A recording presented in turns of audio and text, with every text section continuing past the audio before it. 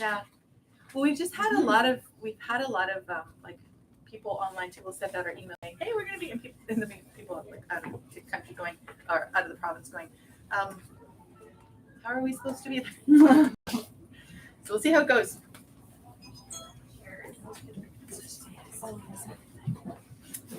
So welcome everybody, and welcome to our audience that on YouTube as well. This is our first in-person event that we are live streaming. So we are very glad to see you all here. It's a very full house. And we have a few more coming in. Right in front of here.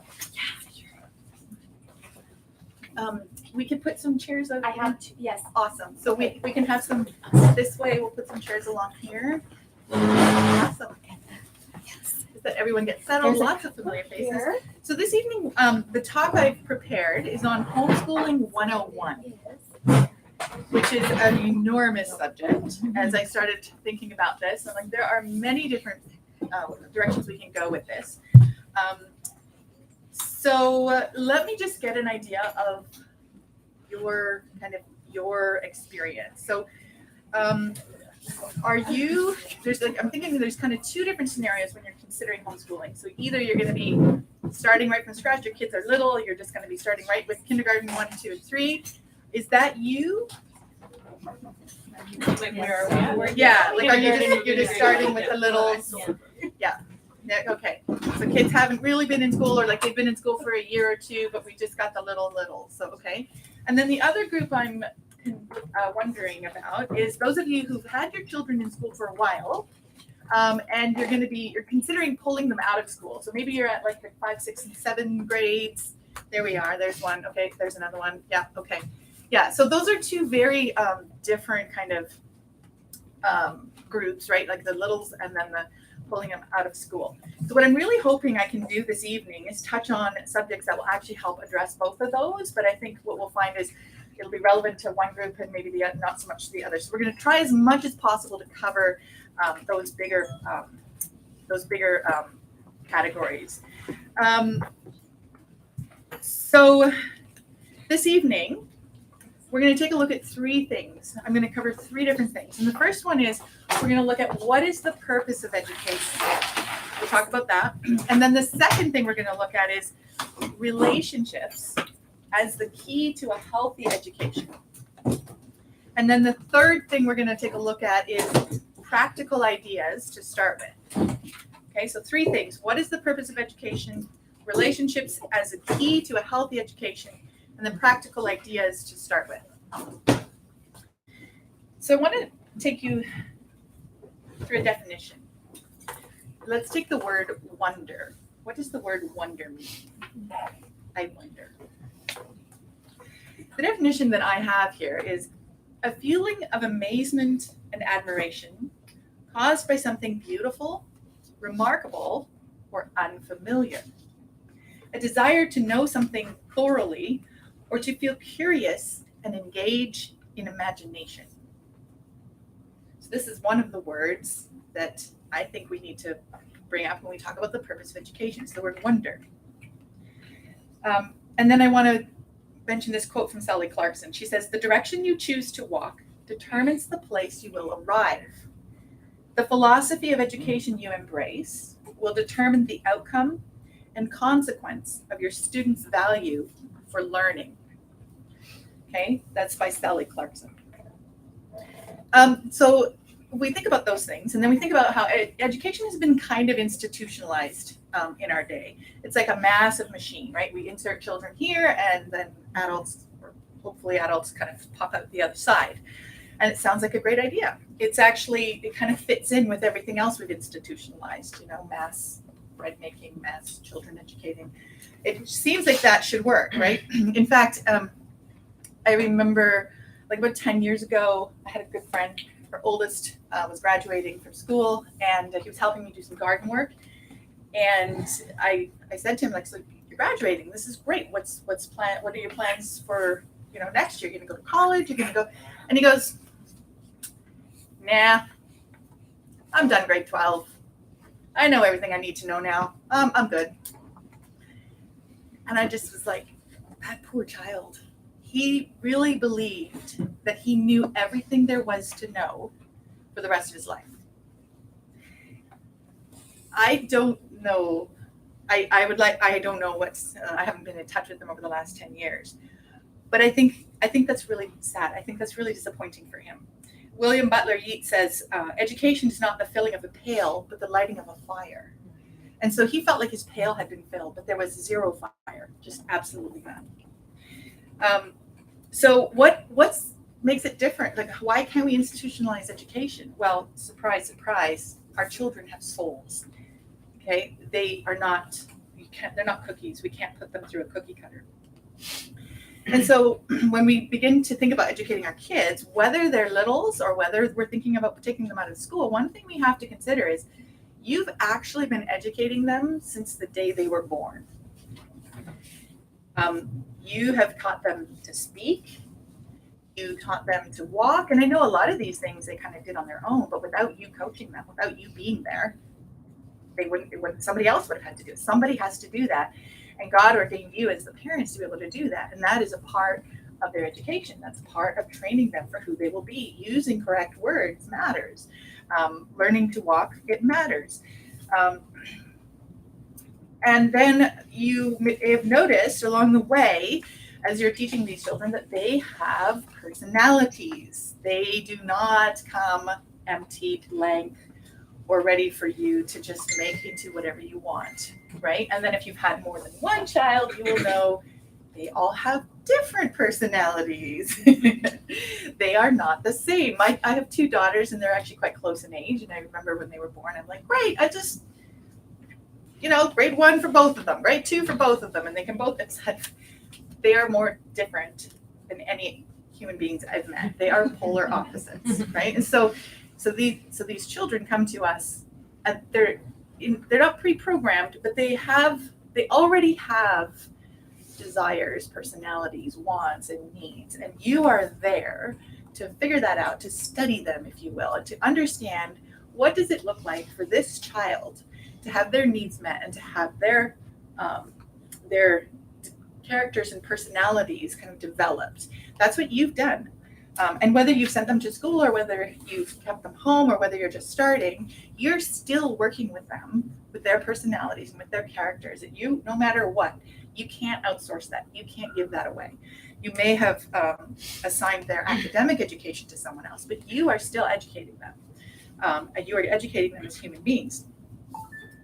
So if you've spent any time listening to your children to help them to succeed, so then you're already homeschooling, right? That is a huge aspect to homeschooling that you may or may not have considered, but that's what we do with homeschooling. So if you've ever felt that sense, that feeling of loss as you see them leave, maybe it's their first day of school, or maybe they're going off somewhere and they're going to go into the care of another, and you've been told this is right, this is what has to be done, and you just feel that sense of, oh, this is too bad, like, that's because you're the parent and you know them so well and you know what's best for them, and you're going to be handing something over to someone else that may or may not be okay.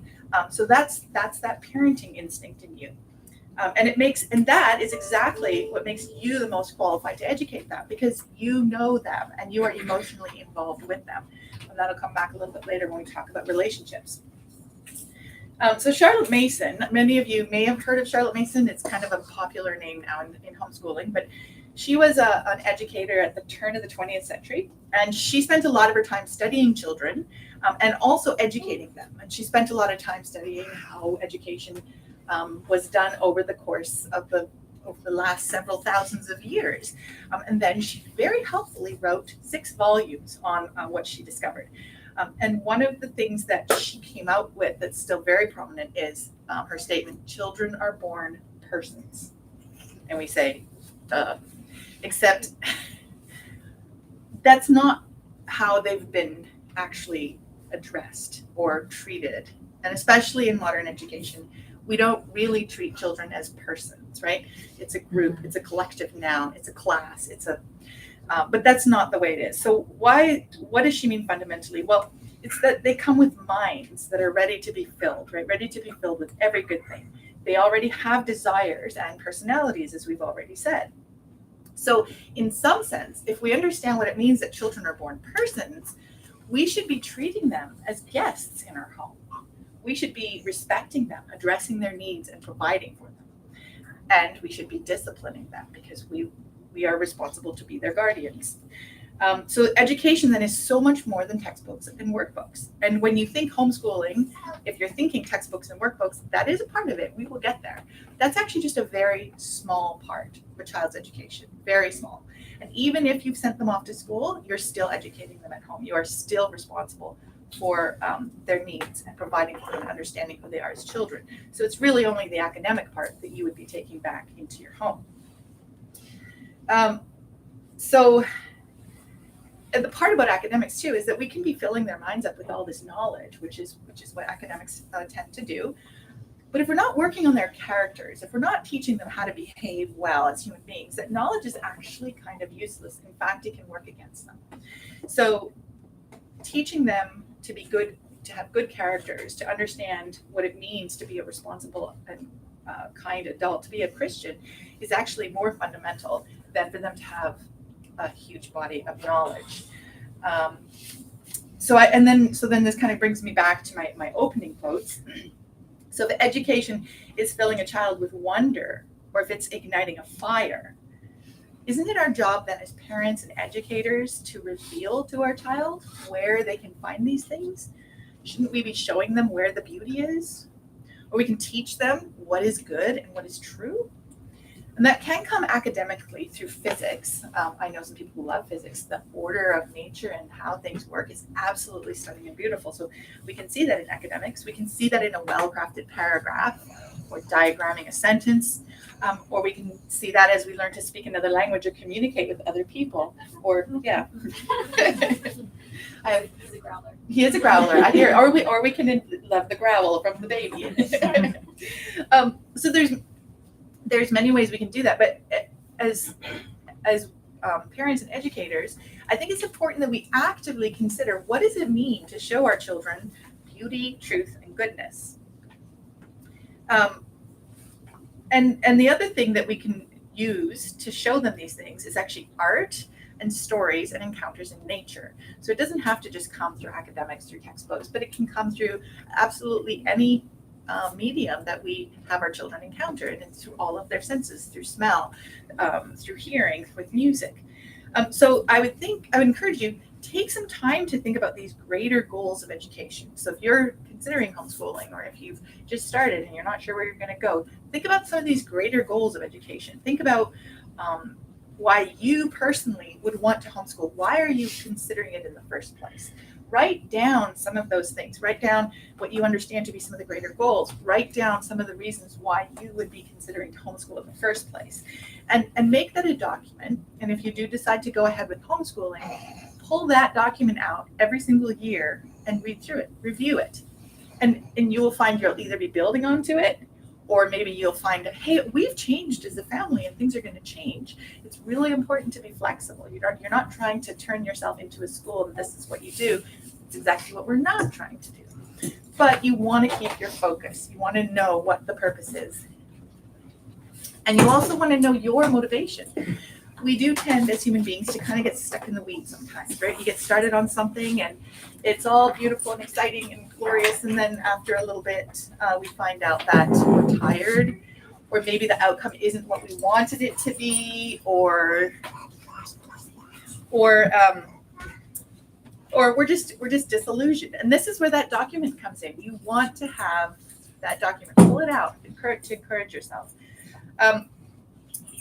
And then the truth is, the secret is that you are actually going to be learning more than you've ever learned before.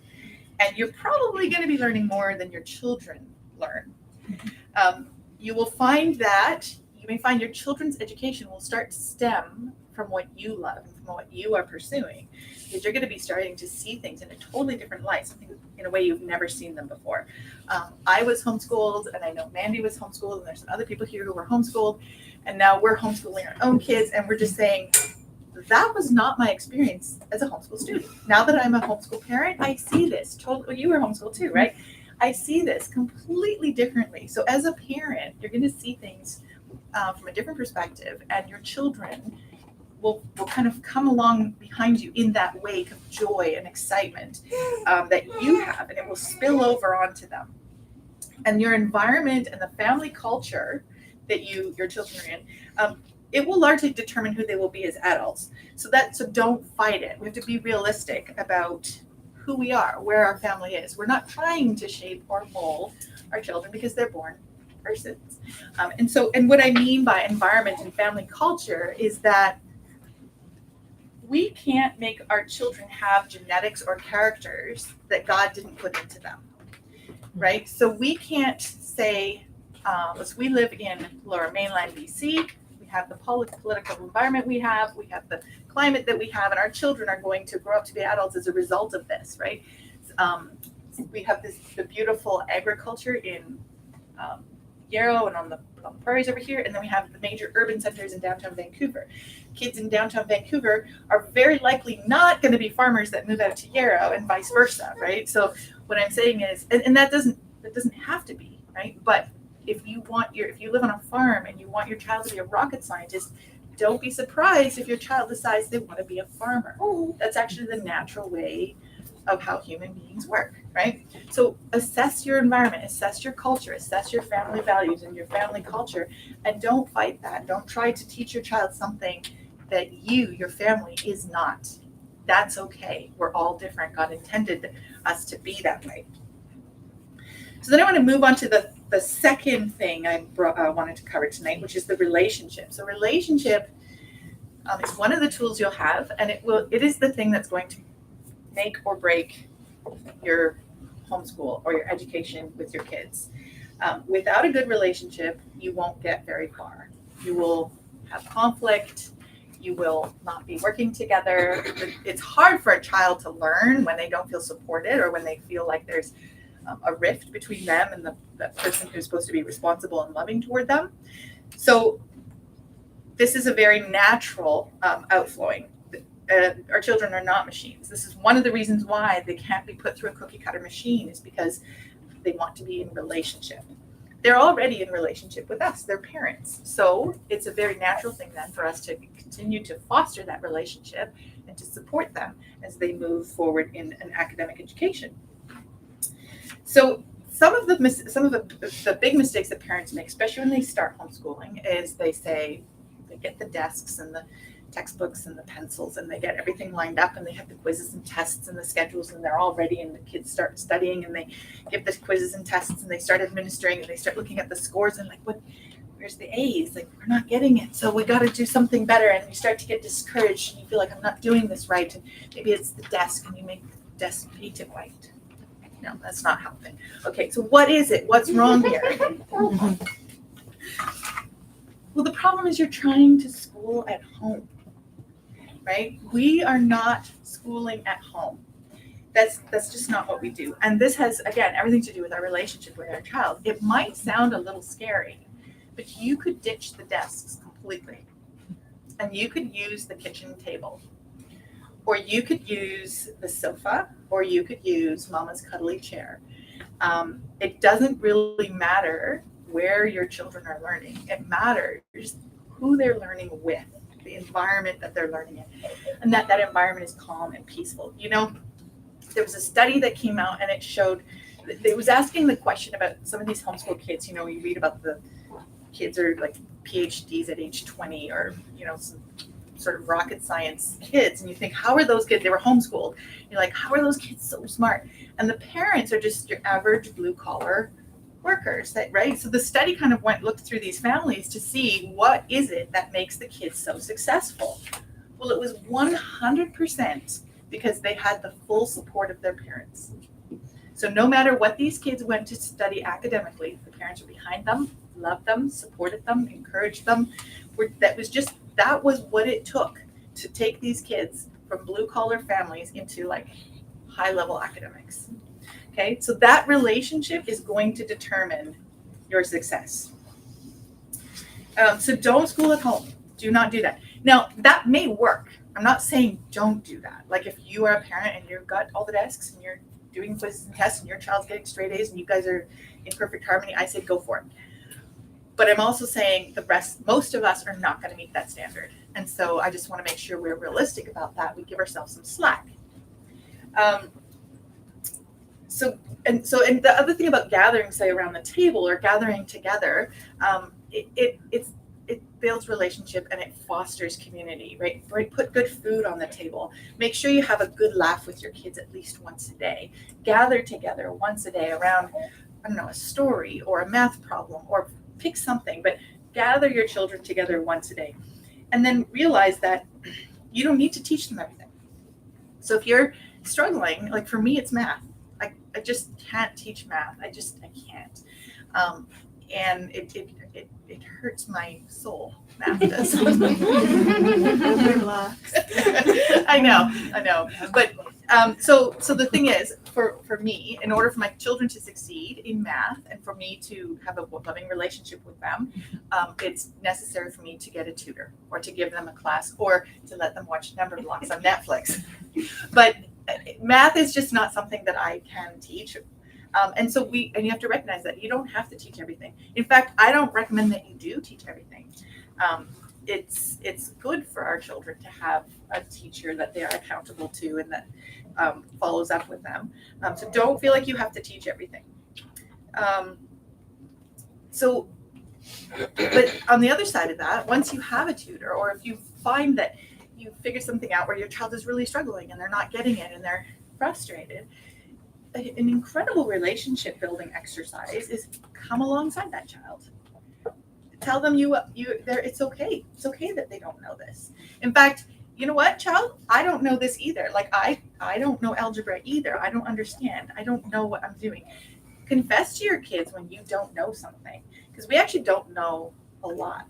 We actually don't know more than we know, if that makes any sense. Right? Do our kids know that? It's okay for them to know, like there's a point where like when they're little, adults just know everything and that's great. But as they get older and they move into teenage years, it's good for them to know that we don't know, and help them to find the source, help them to find the answer to their question. That's ultimately going to be a tool that will serve them for the rest of their life, because they can't learn that I just go to mom, she answers my question. Mom can't do that. Neither can dad. That's not fair to mom or dad. So train them. I don't know, honey. Let's find out how we can figure this out. And you're building your relationship. You're helping the child. You're confessing that, hey, I'm not a rocket scientist myself. And then it's important to recognize your family's style. There's those people who are up at the crack of dawn and they get the chores done and they eat the breakfast and they're sitting there. Not looking there. and we love those people. And I think we aspire to be you. It's always gold. Yes, it's very out there. But it does. It really does. Like I actually know several families that do that, and it's very good. It's successful. It works for them. And children love routine. They need this routine. But your routine doesn't necessarily need to look like that. Okay, I'm not, confession, newsflash, I'm not an up at the crack of dawn person.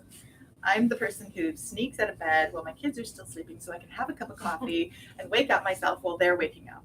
And then as they trickle out of bed, you collect them, you snuggle with them, and slowly but surely you get into your day. And we hit our stride right about noon, and then it goes way into the evening, and then that's me. I'm beeping. Sorry, guys. It's your alarm again. I know. I gotta turn my alarm off. Sorry. Okay, I'm done now, guys. This is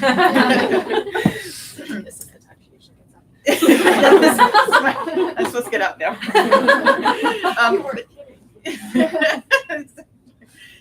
Talk about calling me out.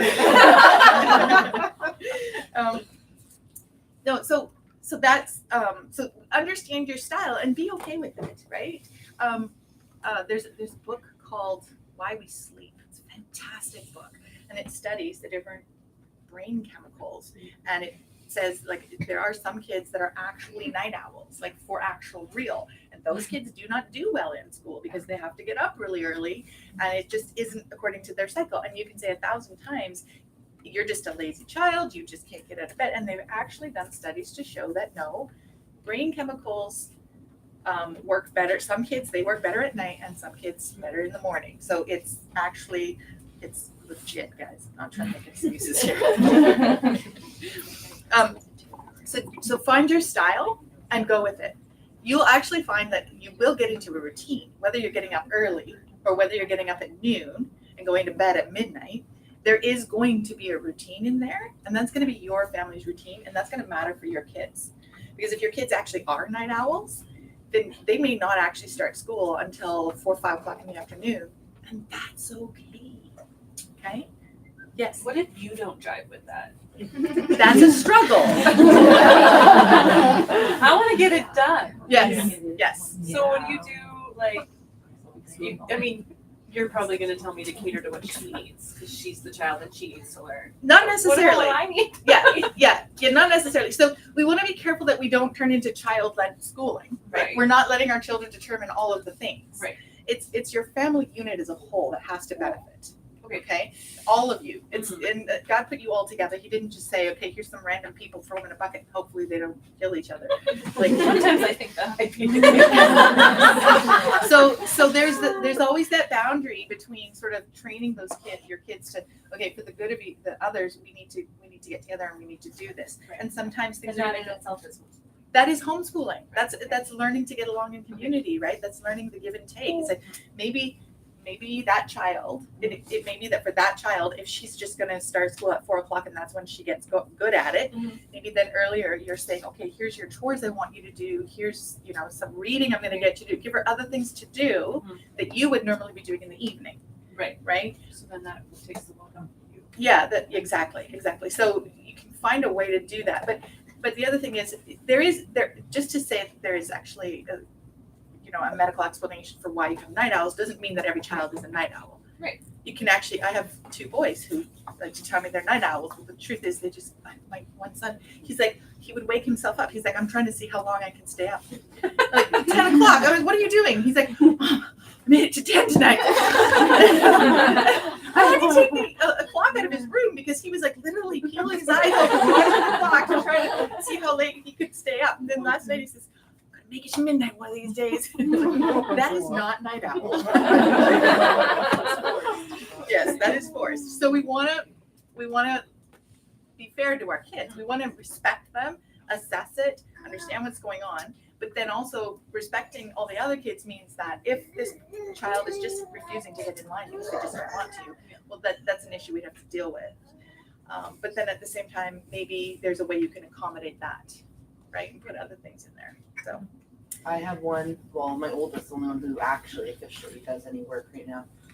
We've learned he has to run 3 to 5K before we sit him down to do his math workbook. Thankfully, he has an EA or a support worker that will run it. Because I looked at him like, kid, that's not me. Right. And that can happen, especially with the little guys, right? They need to have a lot of that. So we will take a look at that and we will kind of assess that and we will put that into our family's context and our family's culture.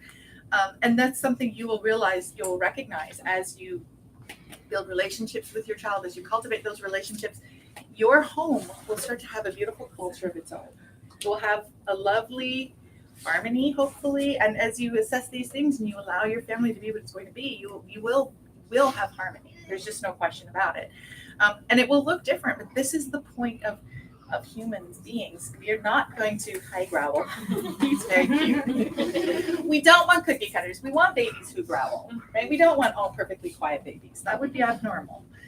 Okay, and then one more thing I wanted to mention about relationship is Gordon Neufeld talks about this in his book, Hold On to Your Kids, which, by the way, is the #1 book to read on relationships with your kids. He talks about this thing called collecting your children, which means that every time you've been away from them, and morning is actually one of those times, right? Bedtime is a kind of form of separation. You put them down and they sleep all night and they get up in the morning and say, come on. So the idea is you collect them, you look them in the eyes, and you tell them I love you, and some sort of physical touch is necessary. Like for the older kids, maybe just like a hand on the shoulder. For the little kids, a snuggle, and you let them tell you whatever they need to tell you because they were separated from you, and now they need to tell you what happened. It could be any form of being distant. Maybe they stayed over at a grandparent's place, or they went to a class or something. But there's this process called collecting, and once you've collected them, and they've kind of sourced you as their center again, then they will be happy to just go out and do whatever it is they do. They will feel confident. They will know where their center is. So I found that to be a very interesting concept. And I realized that is actually something we do in the morning when they trickle out of bed and they come and they sit with me and they say good morning and they tell me about their dreams. And sometimes I was just like, okay, that dream, that's not a dream anymore. Now you're just faking it because you want to keep sitting here longer. But that's a process. That's a lovely process to kind of get good at with every one of your children. Think about, have I collected that child today? Try to do it with every child once per day. Collect your children. And that will turn into a culture in your home, and it can be very beautiful. If you want to read more on that one, Sally Clarkson actually has done some wonderful work writing about how to build a beautiful home around that. Because the reality is you're going to be home a lot, and that can be very beautiful, but it can be very stressful, right? So, yeah. You said Sally Clarkson, yeah. I have some books here I'm going to talk about as soon as I'm done. I'm just putting down, and then we'll do questions because I have a hunch there's like a lot of questions, and I really want to get to the questions. Okay, so practical. Let's just talk a little bit about the practical.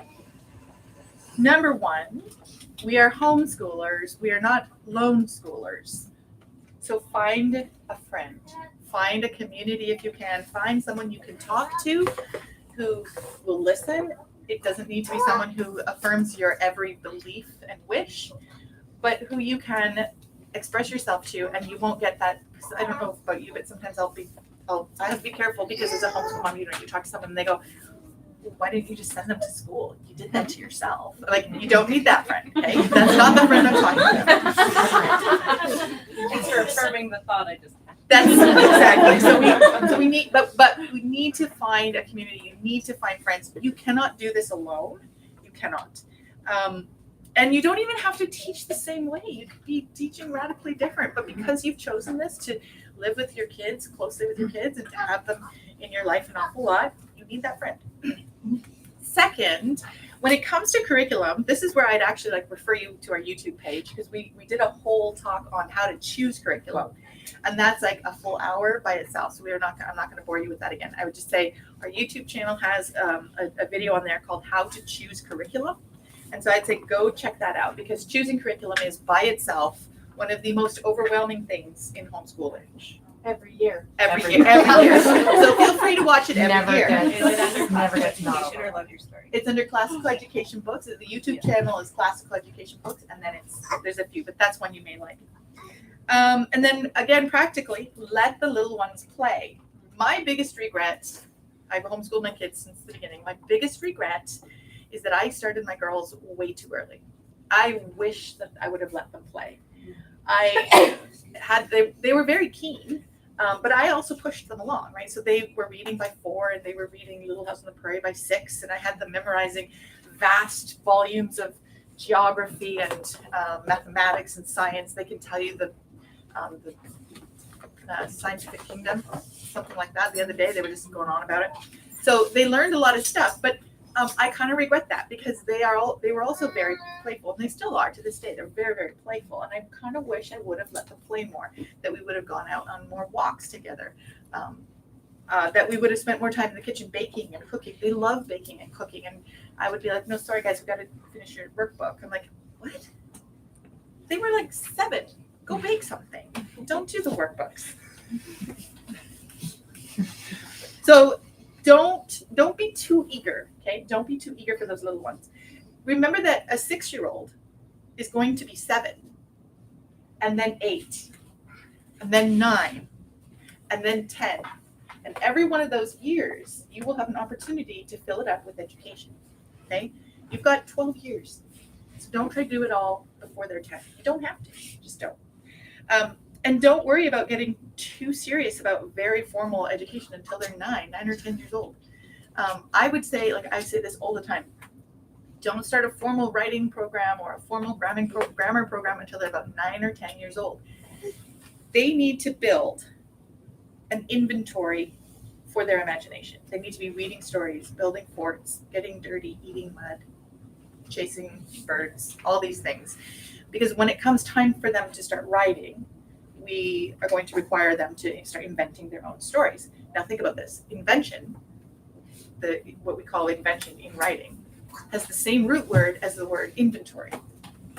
So you can't start writing and inventing stories if you don't have an inventory of stories to draw from. So if anything, let them play read them stories and don't push it. They will get there. I promise you they will. Teach them to read and then read and read and read and read. And then get audiobooks and let them listen to audiobooks. And they can be playing with Lego, they can be playing outside, they can be like older kids. My older kids are still, they will listen to audiobooks forever. And it's such a gift. So do that. Let them read themselves, let them listen to audiobooks, and read aloud to them. Just because they learn to read doesn't mean you should stop reading aloud. You should be reading aloud until you drop them off at their college dorm, and then you should be reading one final story as you walk away from the college dorm. So read aloud. And go outside. Here in the Lower Mainland, we have some of the most beautiful landscapes in the world, I think. I might be biased, but that's what I think. So take advantage of that. Show your children, take them to the mountain peaks and take them on the waters and to go to the swamps and take them into the downtown Vancouver city centers and take them to let them see all of this. Let them experience that. And remember, you manage their education. You don't teach them everything. So don't think you have to teach them everything. Don't even think you have to tell them everything that they need to learn. You leave room for the Holy Spirit, right? Bring them to places, let them listen to stories, read the Bible, and let the Holy Spirit make connections in them. And you will be surprised at some of the things that they come up with. You will be surprised at what they learn about life just by observing and by you showing them beautiful things and letting them hear beautiful stories. And I say, like, fundamentally, read the Bible every day. Your feet need to be well grounded in the scripture. Jesus said, let the little children come to me, for to them is the kingdom of heaven. So think about this. We have little children to nurture. And Jesus is saying, these are my children. For this is the kingdom of heaven. And we get to be the ones to teach them. We get to be the ones to point them to Jesus. So do not forget to read to them the very words of Jesus. And so that's kind of what I got. So I would love to hear your questions. We have lots of time for questions. I'm not sure if anyone else deals with, well, I know other people deal with special needs children. Anyways, my 3 oldest are diagnosed. My youngest one's going for one. How in the world do you juggle 3 EAs? Because each of my kids will get an EA. Mm-hmm. And your kids are your kids younger? Yeah. Yeah. So I would say, again, at this stage, don't worry too much about their academic education at this point. Maybe just hold off on the EAs for a little bit and go outside and do some playing. Well, the schools are offering me like $10,000 worth of funding of extra help. Yeah. So I don't really want to say no to the schools. Right. So how, like, I don't know, like, just send them out on outings, I guess? Because the school doesn't care how I use the people. Well, then have them read stories, have them go on nature walks, do some art painting with them. Have your EAs help you with imaginative play, with fairy tales. Yeah. But I guess also from like a logistic point of view, like I don't know if anyone else learns with special needs or has dealt with any, but like, I don't know. It would just be nice to not feel alone in dealing with 4 autistic kids that are all very widely different. Mm-hmm. Yeah. And not many. Anybody else dealing with, like, or educating? I'm just wondering, like, are you wanting to have them all go out with these EAs at separate times, or are you looking to have them all together with the EAs and go out? My twins will probably go together. So my twins are turning 4, so we have another year till officially homeschooling them. But my oldest is 6, so he has his own EA. My twins will have their own EA. Do you get to find them yourself, or do they assign them to you? Oh, I hire them all myself. So just logistically thinking myself, like, could you hire one that's maybe more the art one, or one that's maybe more the outdoor one, and then have them more like a topic or a subject? So they're all doing it together rather than trying to share have them.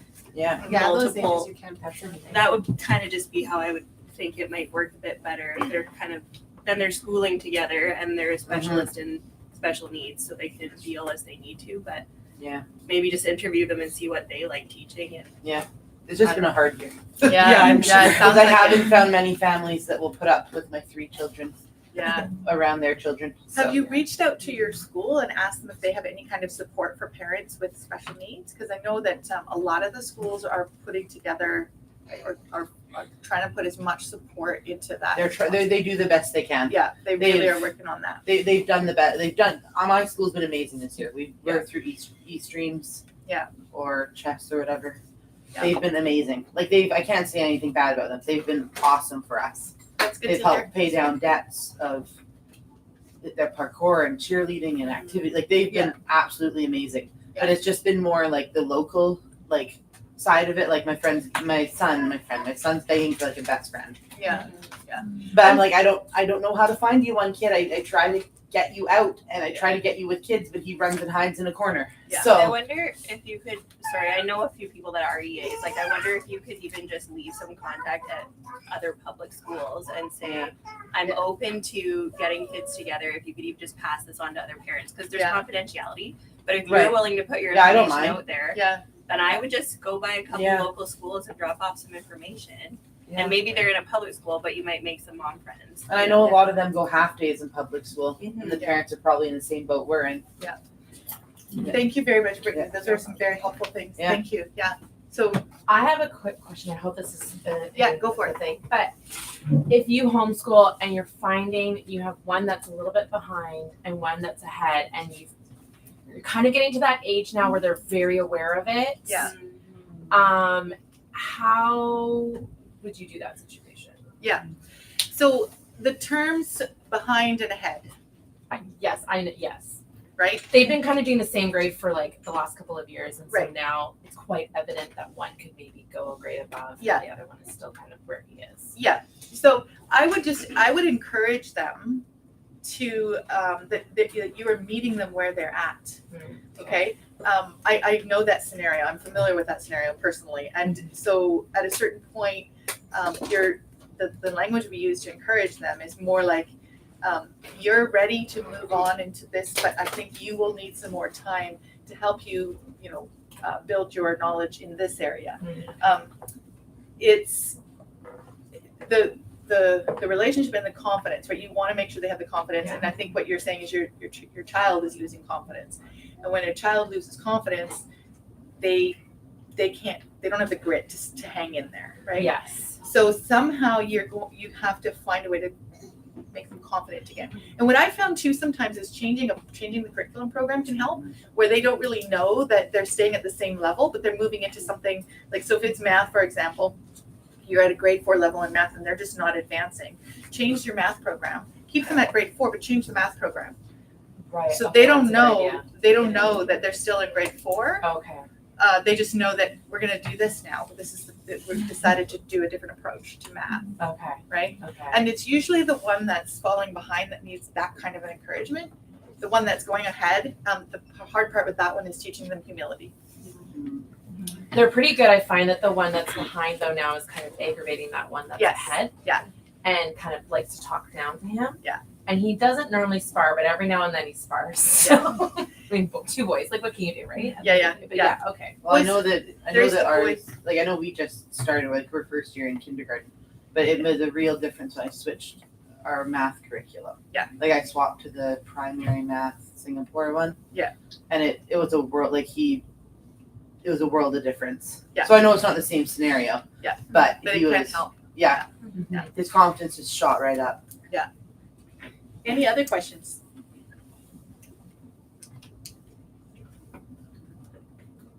Yes. What do you do with a very bright child that doesn't like any adversity in learning? Yes. Good question.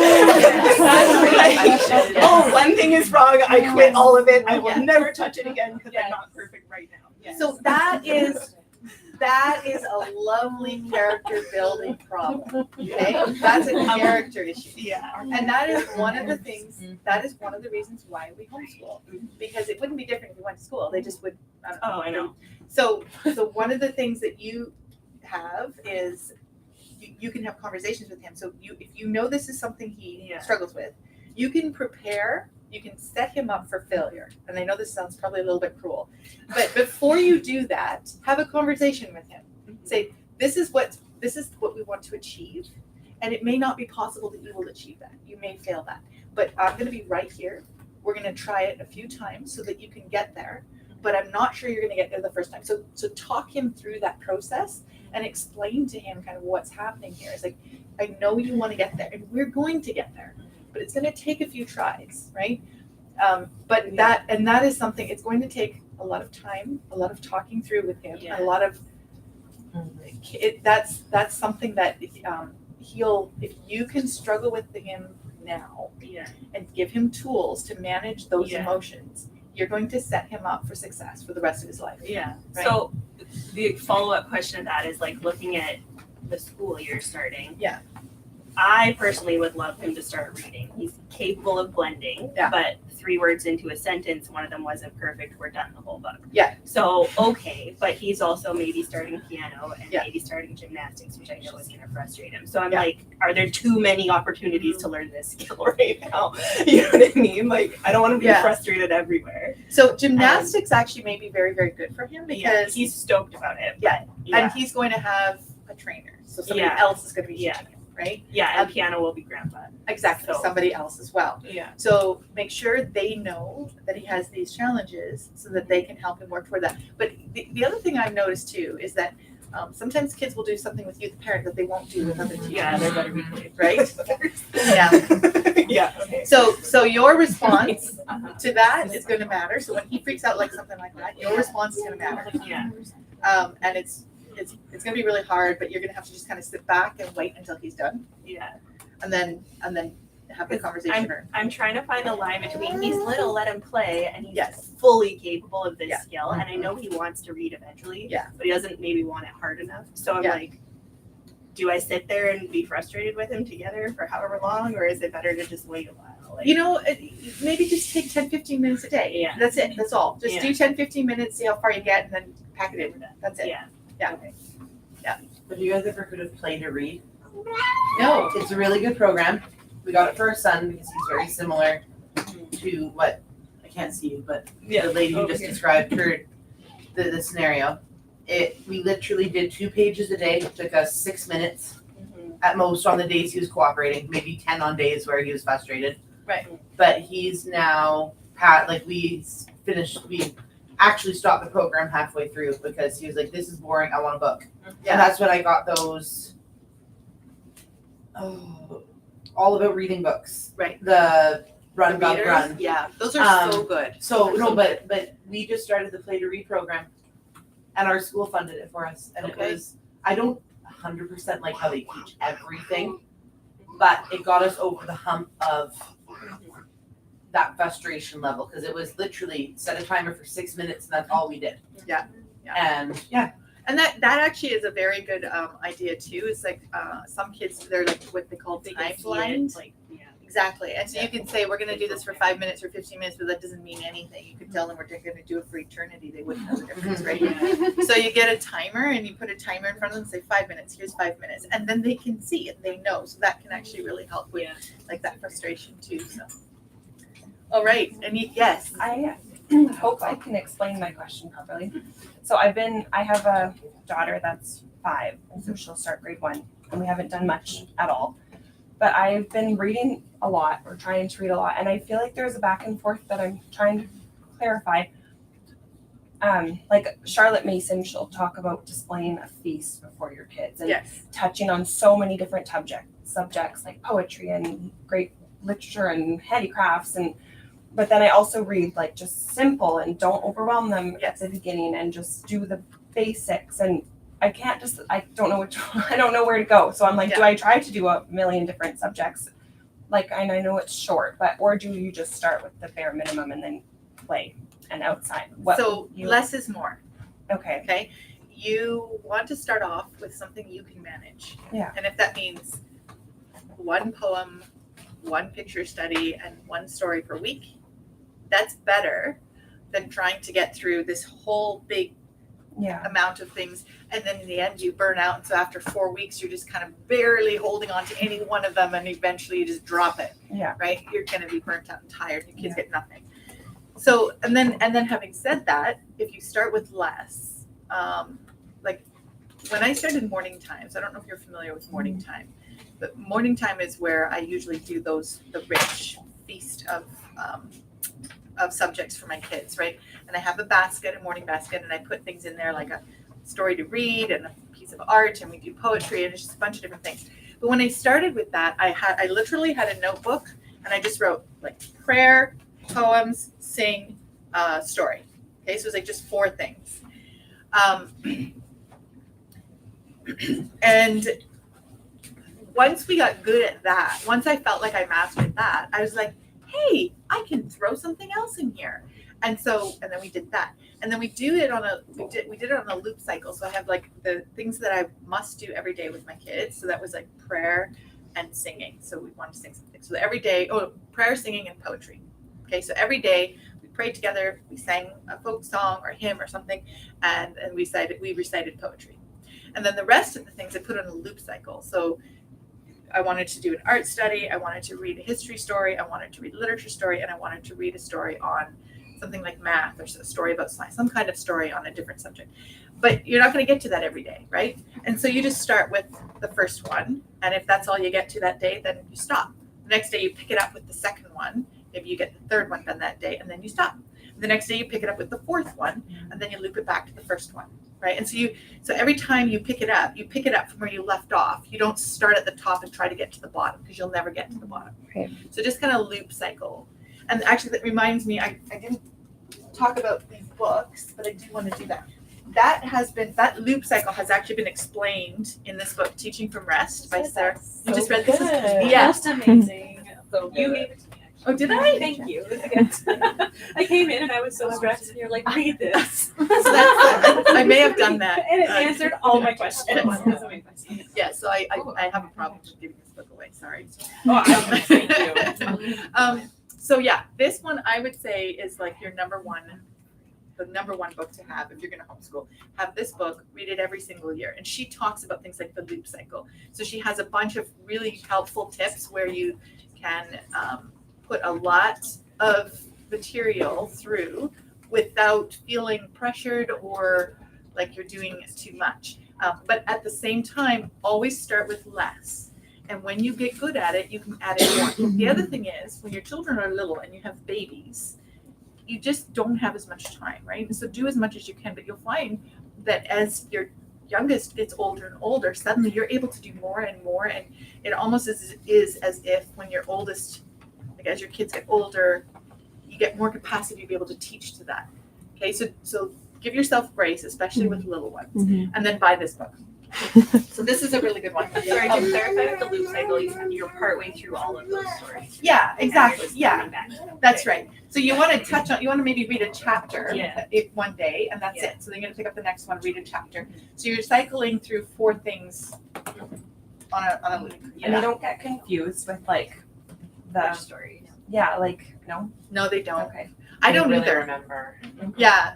Because like we're reading like a Canadian history story. We're reading a story about Florence Nightingale. It's really hard to mess up William King Lyon with Florence Nightingale. So.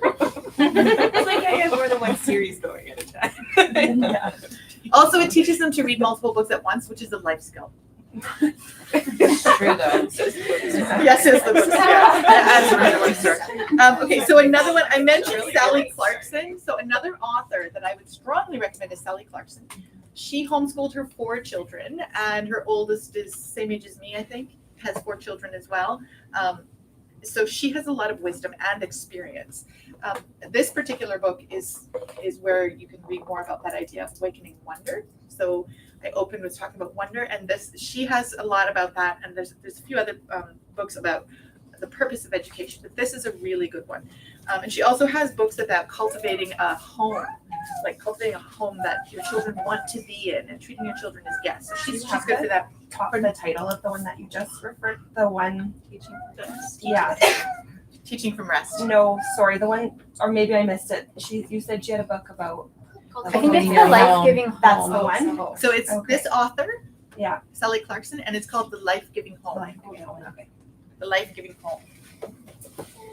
This is another one about educational philosophy for the children's sake, and this one uses she explains the Charlotte Mason method, which I honestly I don't know that it's so much a method as it is just a child, how just understand how a child works, right? this applies to every child. It's not really like, oh, that's not my style. Well, if you have a child, then this works. What's the author, sorry? This is by Susan Schaefer McCulley, and it's called For the Children's Sake. And then something brand new to the bookstore is Ainsley Arment's books, the Wild and Free, called Wild and Free. We got all of them now. She has a fantastic philosophy. You, Chantel, you're part of a group called Wild and Free. So Chantel's someone to talk to if you want to get involved with a group like this. They're like a community that gathers, and you do nature hunts, and you do getting the kids out there, lots of play. So Chantel, I'm calling her out right now, so you can talk to her later. But here's we've got a whole bunch of these Wild and Free. So these are some that I recommend. And that will kind of help with Could you explain how POs works with your bookstore PO for all of us? So when you enroll with a school here in BC, it doesn't happen to the rest of Canada. So those of you who are watching that are not here in BC, I'm sorry, you can just grab a coffee or something. So if you enroll with a school in BC, you get a purchase order number, or you get a certain amount of funding that's allocated to you. So when you come shopping in our bookstore, you can select whatever books you want, and when you leave, we do get you to fill out a form to leave your address and your credit card number, and then we get the school name and your PO number from you, and then we actually invoice the school directly, and then they pay us, and you get to leave with the books. It's that easy. And is it all books in the store? Yes, or anything you want, as long as you have the funding, you can take it. So. And do you keep a total of how much we put through your store for us? Or no, it's just per purchase? Your school does, Okay, yeah. cool. So most schools you can log in and you can see how Okay. much you've spent. Yeah. We theoretically could if you really needed us to, but we actually don't want to take Yeah, that's responsibility for that, because if we get it wrong, Yeah. then Yeah. we don't want to. That's cool. So I do have one question. Yeah. Maybe also looking for tips. So my oldest she's gonna be 6, so we're going into grade 1. And I have got 4-year-old twins. And so the twins wreak havoc while we're trying to do homeschooling. And she gets I think she might have a little bit of ADHD, or maybe it's just being a kid, I don't know. But yeah, she'll be focused on something so intensely, and then someone will scream, or the twins will start fighting, or the twins will poke her or something. And then she's just like, oh, and she just loses all focus. Yeah. So how do you navigate? Does anyone know? How do I navigate? I have 4-year-old twins. My twins do quiet time, but they do it at the same time as my oldest. Like it's quiet time together, and I don't want to get rid of them. That's my time. Yes. Yeah. It's partly just being a child and Right. something they will grow out of. Yeah. We just included them. Yeah, so there's that. You can include them as well, but I think something you can do too is have something for each of them that's special for them. Like have a bin of toys. Like this is your bin of toys, or and make sure like the other kids know it kind of opens the can up for more fighting, because then the others come in and take it. But there's, especially if they feel like they've been interrupted, or they've been their time has been cut short, or whatever it is. Sometimes it can help to say, here, listen, you can have this, and it's just for you, and it's just like your time with this, and everyone else you have to stay over here away. So there's those things, but there's the thing about the little kid, like having littles and bigs, and the littles keep interrupting the bigs. I feel That's like it's a thing. just something you have to work through. It's a thing. Yeah. Have a bin of Play-Doh, have a bin of Marble Works, have a bin of, not Marble Works maybe because they can choke on that, but we have it. magnet tiles. No one's choked yet. Yeah. Or Duplos, but and then rotate your toys too. Never like give them options to all of them. Just like rotating toys is. But then the oldest wants to go and play with. I have the same life as her. So we have the same age of kids. Same Okay. everything. So then, the oldest is all jealous. Like they're playing right now. Yeah. Yeah. Yeah, she said too about including them. Like there are a lot of curriculums where you can get coloring sheets and things like that. Very Right. simple, Yeah. but that can kind of keep them occupied while Yeah. the older kids Yeah, are like learning. my girl twin takes to those little worksheets or whatever, but my boy twin just wants to run and scream and yell and be loud. Yeah. You have a girl and a boy. Yeah. Yeah, you do. I just got them blank sketchbooks. Yeah. And like, I have all boys, admittedly, so there's not any girls in the mix. But Yeah, I just got them blank sketchbooks and we give them, the trick was we gave them pencil crayons. Because we were giving them crayons. Not felt markers. And not felt markers, but the pencil crayons were always meant for the oldest, and I always kept them away from the little ones. Yeah. But that's the only thing any of them will color with now. Yeah. It's because it seemed off limits. So Yeah. now I just gave it to them with a blank sketchbook. That's how we deal with ours. And that's something you can do for the older kids too, is like get them something special for their school, like a special pen or pencil or something, like, you know, you can get those colorful ones at the dollar store with the pom-poms. Yes, So I'm in a little bit different situation. sure, yeah.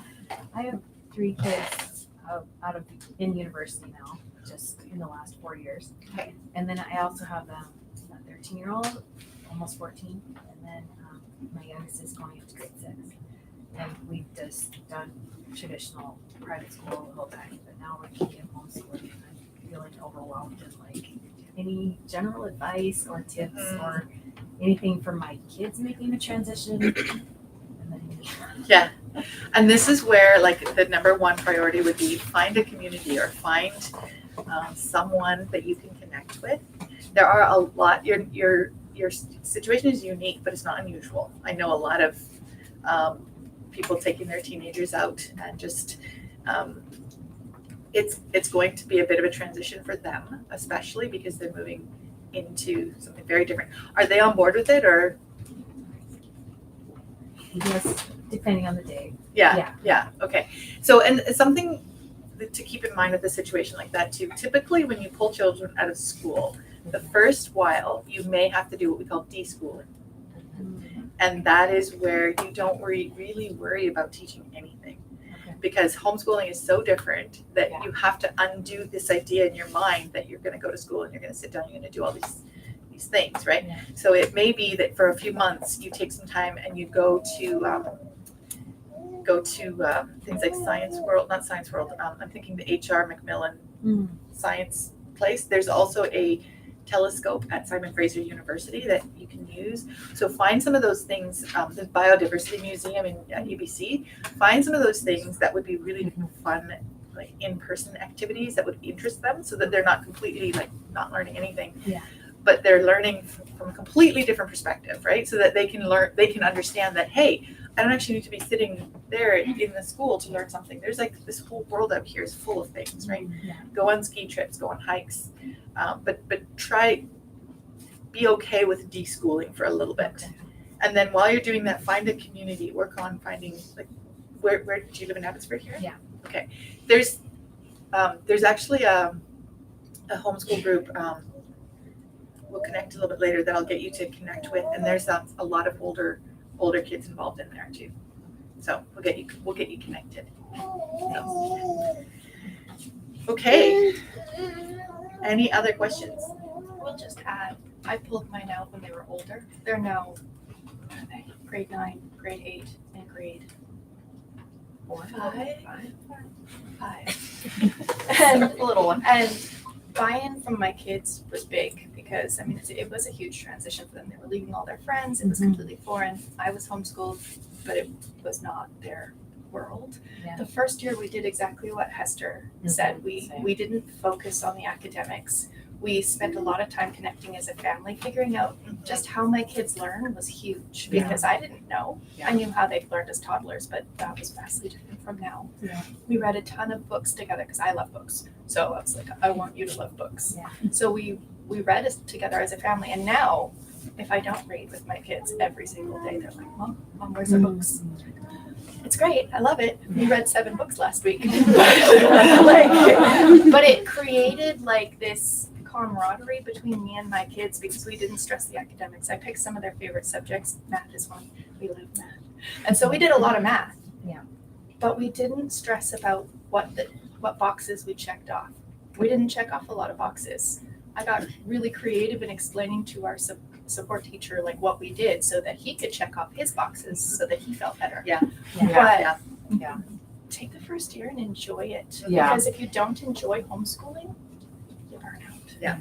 And to add to that, be an advocate to the school for your family. Yes. Don't let the school just tell you what you have to do. you know what you have to do, and you can tell the teachers, no, this is what we're gonna do.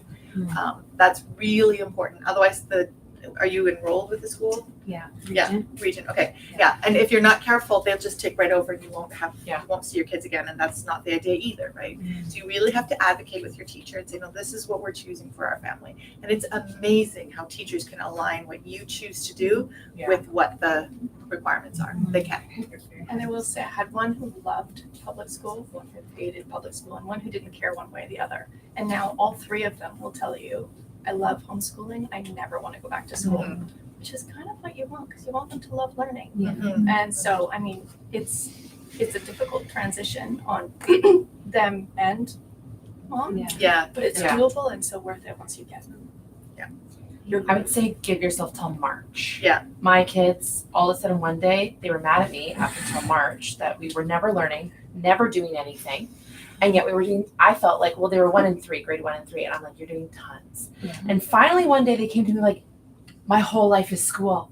I'm doing everything and everything is school. And it was like, yes. Because they were so conditioned that unless they sat down at the table for 6 hours and wrote out and like killed themselves over like anything in school, they weren't learning. You're not teaching me. We're not doing anything useful. I can't believe I'm here. And that is how they were until like March. And I had a grade 8 too, so I know how it feels to be in the deep end of the higher grade. It's deschooling. It's a thing. It is a thing. I'll say too, as someone that went the other way, I was homeschooled. I was private school K1 and then homeschooled 2, 3, and half of 4. Kind of early internet days, and my mom put us back in because she wasn't disciplined enough to do desk work all the time with us, and that was the thought. And I was grade 2 or whatever it was, but when we went back into public school, we were miles ahead of other kids because of all the exposure we had to life. And I mean, I learned how to handwrite and stuff. It's not like I never sat at a desk, but the thought was like, oh no, I can't keep them structured and disciplined and blah blah blah. And so she had to fail and put us back in school. But anyway. I will say that actually as well, because you also not dogging on the public school system. There are amazing teachers, but on my bad days, I would say 2 things to myself. They would push you through with an incomplete and you go to the next grade no matter what. And this is a character building day. And that is what I would tell myself. And I just, on all my days where I'm like, nope, they would push you through. You're going to be in grade 12. You would actually be illiterate. Like one of mine, that's why I homeschooled. Because I saw at grade 2, I'm like, you're going to be illiterate by grade 12. So, and so that's what I would just, it's more or less to give myself grace. And now he's actually doing a lot better. Anyways. Thank you. And then come to these every month because they keep you homeschooled. No, it's true. It keeps you on the straight and narrow. It's like a protein. Question over there. It kind of piggybacks. I've been in and out of homeschooling. And coming out of public school again. I'm partially registered because I'm having a hard time really putting my feet in. But when it comes to choosing, you might just that's on a YouTube video, but do you guys tend to go towards the BC Ministry of Education? No, not everybody's Everybody's wildly shaking their head. Should I just look up all the recommendations? And then try to meet all those things? No. You're supposed to follow your child. The last thing you do is worry about meeting the government PLOs. That's your last worry. Okay. In fact, I've never seen them. You never look. I couldn't tell you what they are. They're very long and complex. Yes. So you know what? You only have enough mental capacity to handle so much, and that is not one of them. But and I do know that the public school system, I don't think they actually do half of it. No, they don't. So I know this because I work with a lot of schools as well, and some of the feedback I'm hearing is the grade 6 teacher. He's like, the kids coming up from grade 5 are supposed to know all about Canadian civics, and he's like, they don't know a thing, and so he's having to catch them up in civics so that he can move them on to the next. So what Corinne just said about they'll push them through, I've heard this, I've seen this. Okay, so honestly, if you actually did meet the BC PLOs, you probably would be the poster mom of the year because nobody else in BC is doing it, right? So let that go. Don't worry about that. And that's again where you need to advocate for your family with the school, because the school will sometimes push you and say, well, you have to do this or you have to do that. And you can just say, well, thank you very much. We just, like, if they'll say, you have to do something with geology this year. So, you know what, go outside, grab some rock, paint them with nail polish, done. Yeah, I'm not even kidding. Yeah, legit. Well, we in DC, we don't have to meet a lot of requirements that other like provinces and other like That's right. states and stuff do, right? Yeah. So like it would be much more rigorous in those Yeah. places. So Yeah. we're really lucky to be living here for that. Yeah. Speaking That's as part of someone why I that's don't worked want them in the public at a school system university anymore. in the last 6 years, on and off, like 6 years ago was the first year they had an incoming class that didn't have to do provincial exams. And the professors were like, whoa, these kids do not know as much at all compared to the other incoming classes, and they were very concerned. Then I took a break and had some kids. Then I worked last year, and I started the week they took out mask mandates, and it was like, whoa, like illiterate, like scary. And then you throw AI in there, nobody's expected to write a paper anymore No. because AI can do it. So if you can graduate a kid that can string 4 sentences together, they will probably be better than their peers. And I'm not even joking. Yeah. Nothing has encouraged me to homeschool more, and also made me feel like I can 100% do better than the public school system than working at a university right now. Yeah. Like truly. It is. Yeah. Yeah, and coming from, I came from California, homeschooling there for several years before I came here, and we did have to follow the rules in order to even get our funding. So they wouldn't let us buy anything until we bought curriculum that was according to standards, and then they wanted to check in. If you weren't meeting the standards, you had to do all this extra testing. And it was so restricting because I was in this vicious cycle of trying to keep up with the standards and not actually teaching my kids the things they needed to learn. Yeah. And not able to actually focus on the subjects that they were having a hard time in. And so, yeah, like she's saying, enjoy the freedom to actually meet your kids where they're at. Yeah. And focus on that, because you can't actually get that everywhere. You can't. Yeah, that's true. Yeah. Okay, let's take maybe a couple more questions and then we're gonna wrap it up. Before we do, I just want to say thank you, a huge thank you to Bo Davey, who's handling our tech tonight. He's not there right now, but I'm sure he's around somewhere. Thank you, Bo. Okay, so a couple more questions. Or do we just, yes? Is there such a thing as an ADD homeschool mom? Like, is it possible to be?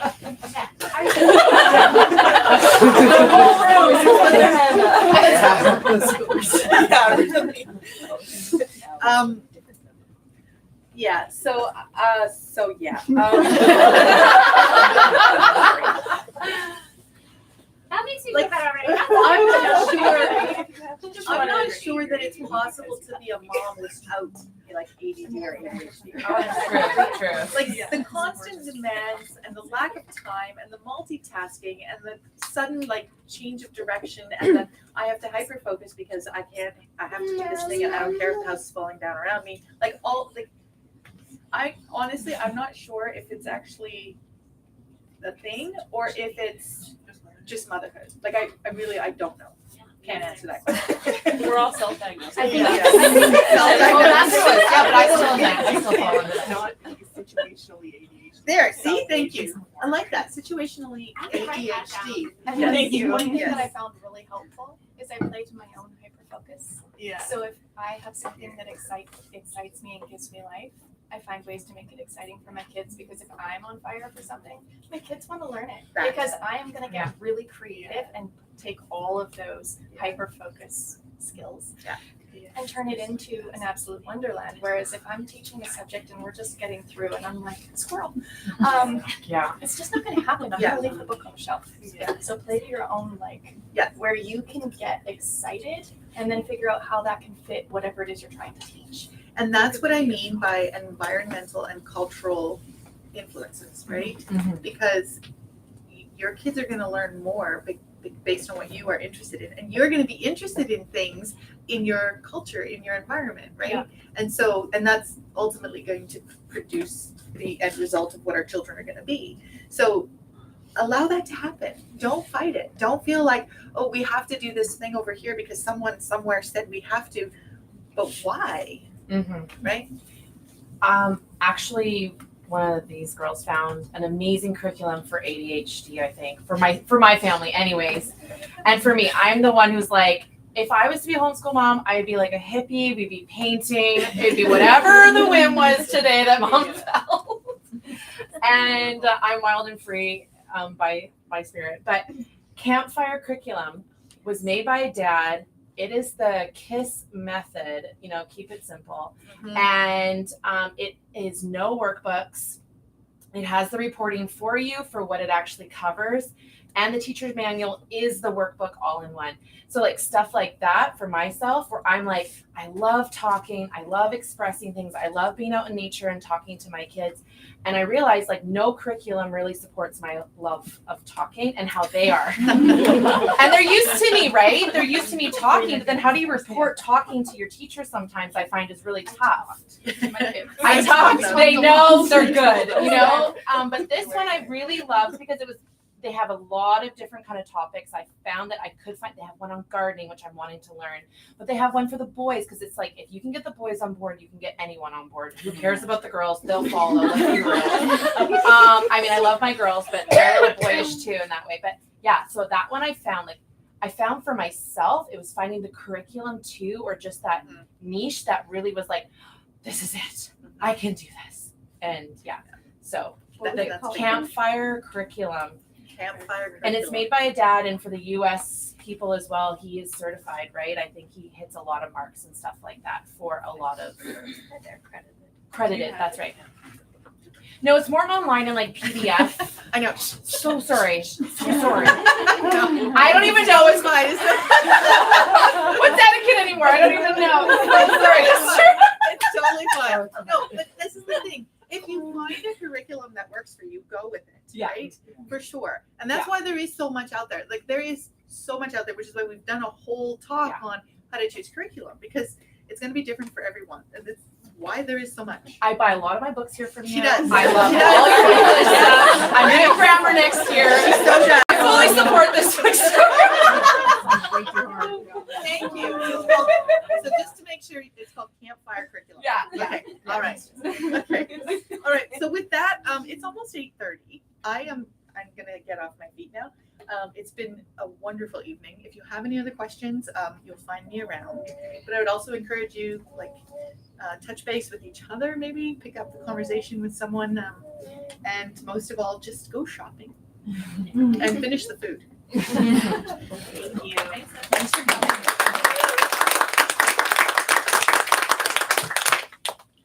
Can you point us to the bathroom? Downstairs. You have to add